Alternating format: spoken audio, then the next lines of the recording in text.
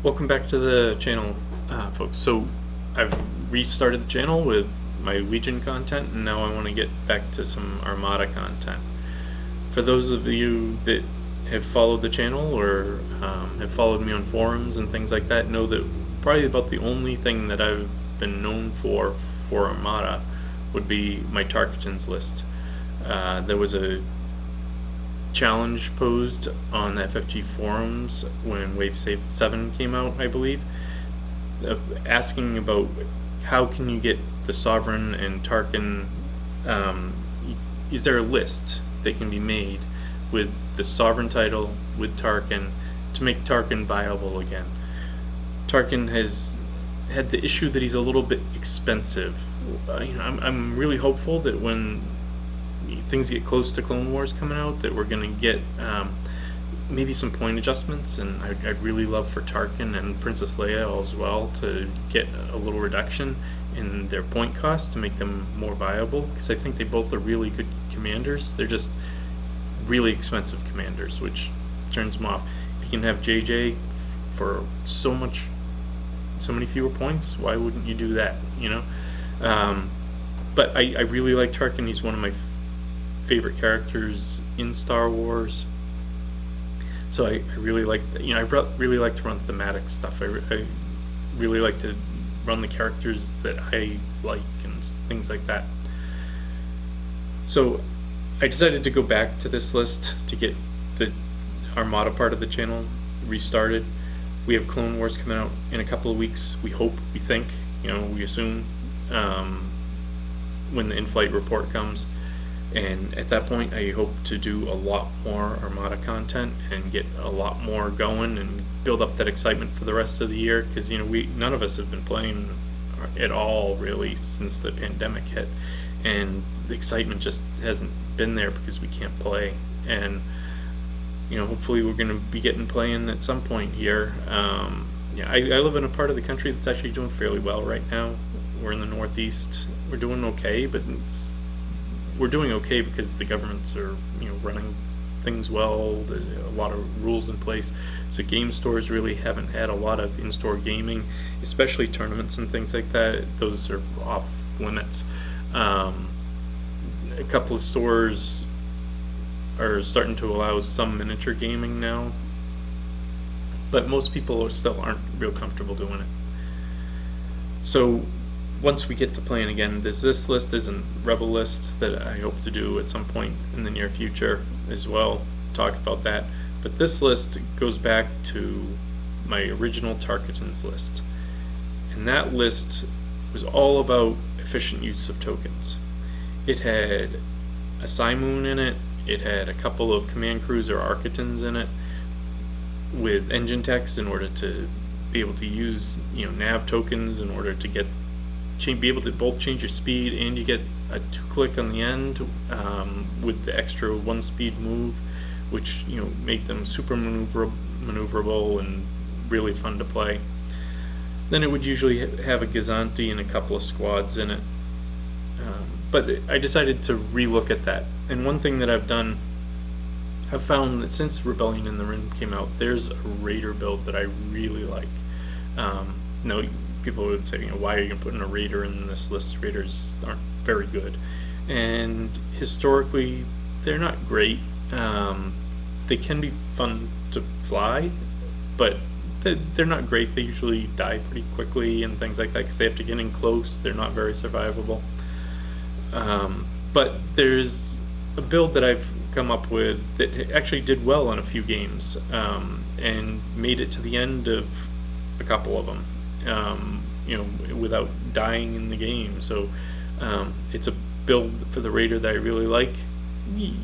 Your mileage may vary, you might not like it so much, but we'll talk about it when we get there.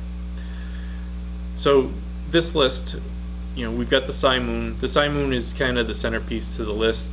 The Simoon's there because we can take the fleet commands, get the intensify firepower. You could use a different fleet command as well, but the fleet command, that's a really good way to be able to use tokens.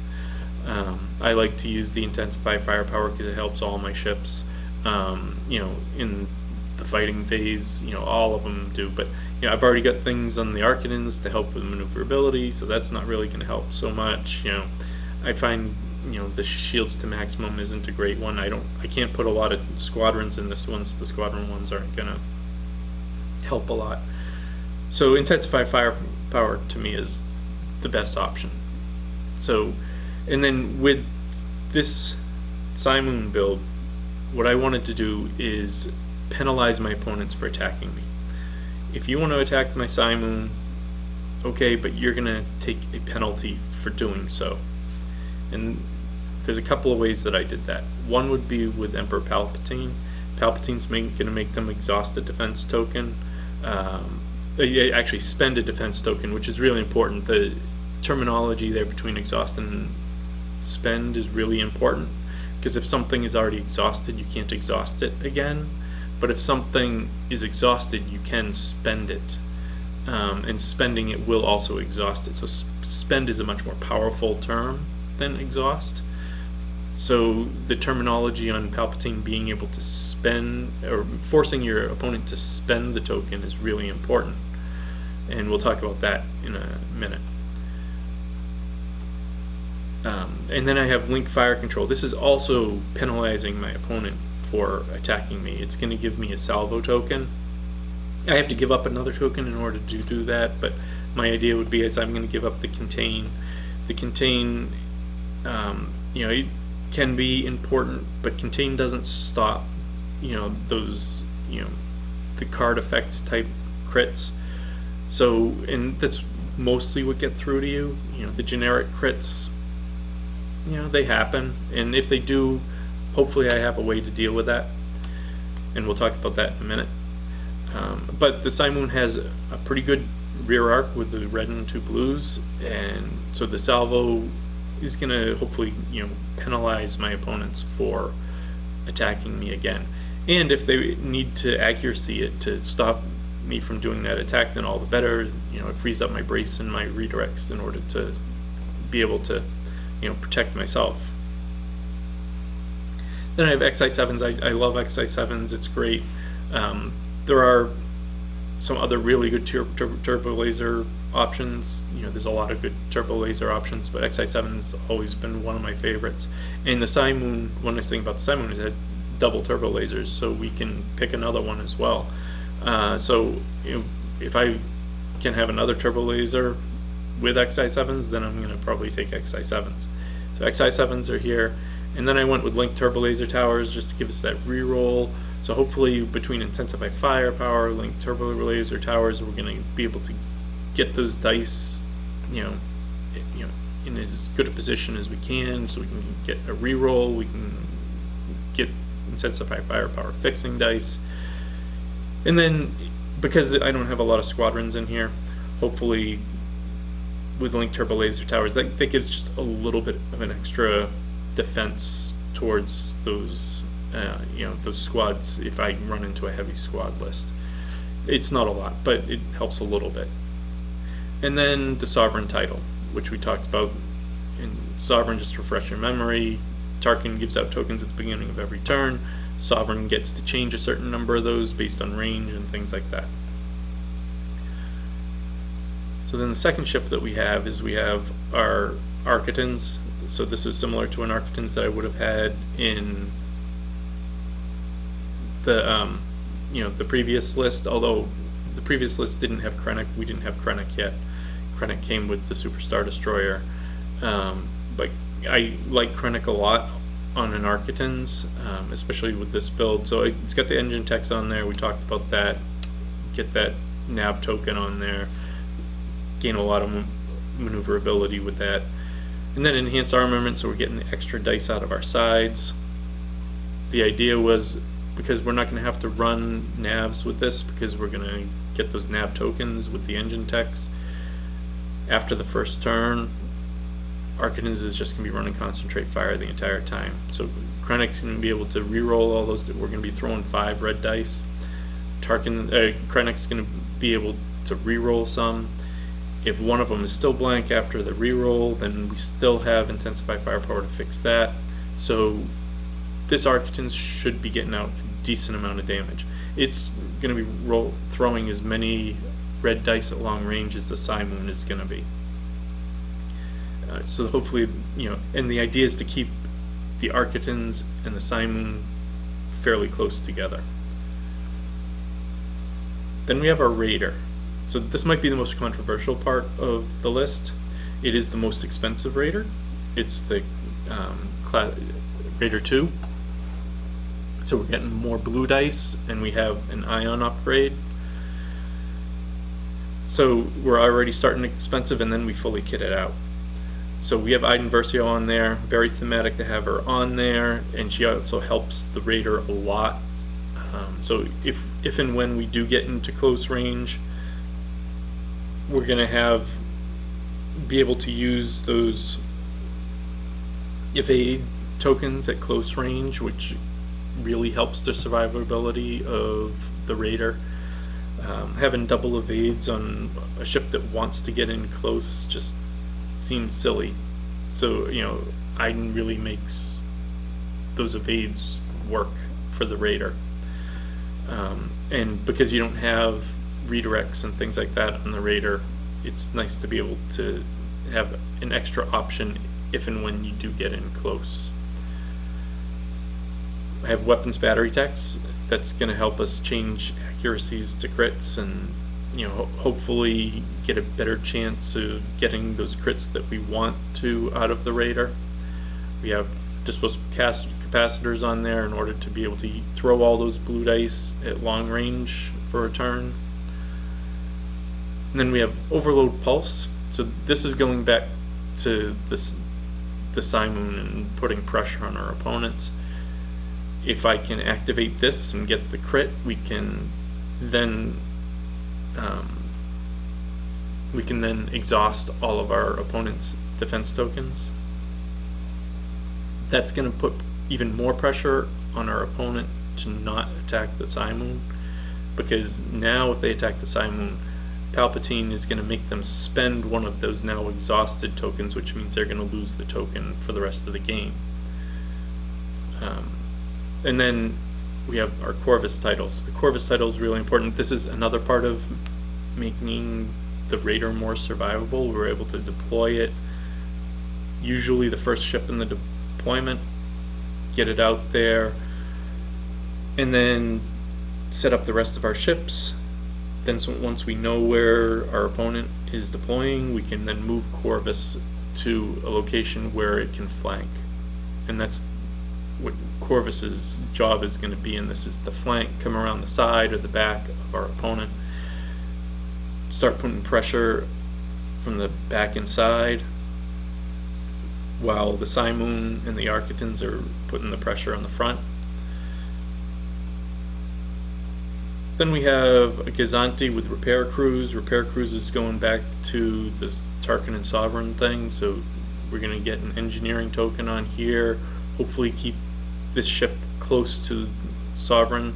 So this is where, because we don't have the contain anymore on Sovereign, if we do get a crit on there, hopefully we'll be able to deal with it with repair crews, get any of those nasty face-up crits off of the Simoon as quickly as possible. And then we have Suppressor on there, just again a little bit more insurance to put pressure on defense tokens. This is an exhaust one, so if Corvus has done its job, then Suppressor's not going to be very useful. Maybe it'd still be useful against another ship, but if there's a main target that we're going after and Corvus has done its job, Suppressor's not going to do anything new to that ship. But if either Corvus misses, or not misses, but it doesn't get the crit that it needs, or if there's that really nasty crit on the Simoon and we need to get it off, so we need to activate first to get that off, then Suppressor can exhaust a token right then and there, so that when they activate, they've already got at least one token exhausted then Corvus can do its thing, or the Simoon can do its thing. Then we have our 2 usual squads in here. If I'm only running a couple of squads, these are the 2 Imperial squads that I usually will run. We've got Sienna and Valen. Valen's pretty cheap. Sienna's not terribly expensive herself. She's kind of mid-range, I think. Valen for a scatter ace is pretty cheap. I think maybe he's the cheapest scatter ace in the game. But Valen will still not last very long against other squads, once Sienna's gone. But he can do some work until then. Sienna sometimes she'll melt early, and then it doesn't feel so great. But I've had her take several rounds of shots before my opponent can kill her. So she's taking up more than her value in points in absorbing damage, which is important. One thing I always tell my friends who are new to the game is, it's Armada. Things are going to die. Ships will die during the game. You just have to know that. So if you can absorb some damage somewhere so that other things can survive longer, then you're doing better. But it's very, very rare that you're going to get through a game and all of your stuff is still on the board. Either it's going to have been a really boring game. It's probably going to be a boring game one way or the other. Or you're playing a new player and you kind of took advantage of them, which doesn't feel great either. And then I've got my objectives. Now the first one, my red, I've got advanced gunnery. Because I don't have gunnery team on the Simoon, took advanced gunnery here. I don't expect my opponent to be picking this very often. I mean, why would you with a Simoon? It doesn't seem like the best idea. If they want to give it to me, then fine. I'm more than happy to take it. But I don't think this one's going to be taken. This is more of an elimination card, eliminating that red objective and moving on to the other 2. And the other 2 are very similar. And both objectives that I think I can win. So one is Contested Outpost. So Contested Outpost, that's an old one. This one goes back a long way. So most of you are probably familiar with Contested Outpost. We're able to get 20 points a turn as long as our engineering value is, or command values. Sorry, the command values is the highest within range distance 1 of the station. Because I have a Simoon, hopefully be keeping an Tarquitens in there too, plus the Gazante. Corvus will be off doing something someplace else, but those 3 ships should be there. They should be able to take this objective every turn, or at least close to it. So sometimes at the end of the game, you start to overrun the station a little bit, and sometimes you lose it. But you should be able to win this objective more often than not. And if you don't, you probably didn't do very well in the game anyways. And what does it matter if if they get a couple extra points from an objective if they've already done that well against you? And then the last one is Doom Station. Doom Station is very similar. It actually scores exactly the same as Contested Outpost. The only difference is you've got the Rift, and the station will be moving each turn, which I actually think is a good thing, because I'll be able to move the station because I'll be second player at this point, which gives me the first move. So I'm going to be moving the station and making sure that it's in the range that I want it to be in. Now I do expect that this will probably be the objective that we play more often than not. Maybe not, because the Rift can be scary to some people. I love the Rift. I think it's one of the best. I think it is the best new obstacle in the game from Rebellion in the Rim. It's super fun to play. But the Rift is going to cause me trouble in this one because of Corvus. it helps me in terms of the station, because I can move the station up, then it makes it so that it's much harder for me to overrun the station. But it's going to make it harder for Corvus to flank, because it's going to be in the way, and it has a pretty big bubble around it.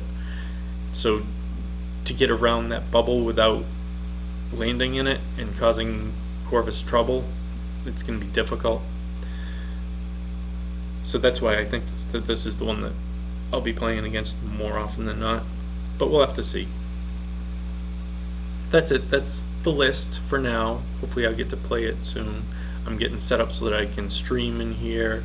Maybe we'll be able to stream me playing this list at some point, and you'll be able to see how it plays in a game, see whether it's good, whether it's worth trying, or whether it's not. Then I do have a rebel list that I'm working on that I plan to show. I don't do anything. I make lists based on what I have, and not based on what's available or what most people have. There's a couple of kind of oddities that I have. I've got lots of Rogans and villains. Just saying. So YT 2400s, I've got a lot of them. So that might be part of the list. But Clone Wars is coming up. I expect to be doing a lot of talking about Clone Wars. I'm more of a original trilogy guy, but I think Clone Wars is great because it's going to bring a lot more people into the game. There's a huge number of people that I play with now that Clone Wars is their thing, because they're a lot younger than I am, and that's what got them into Star Wars, and that's great. And so more people are going to be playing the game because that generation of players are now getting old enough that they're buying into these games themselves. They have capital in order to spend on these games, and that's awesome. And I can't wait to play with Clone Warships and play against Clone Warships. But if you like the video, please subscribe. I know other people do Armada talk, other people do Legion talk, but if you like a little bit different perspective now and again, I will hopefully be giving you some of that. So give me a like, give me a subscribe, and we'll see you next time. Thank you very much.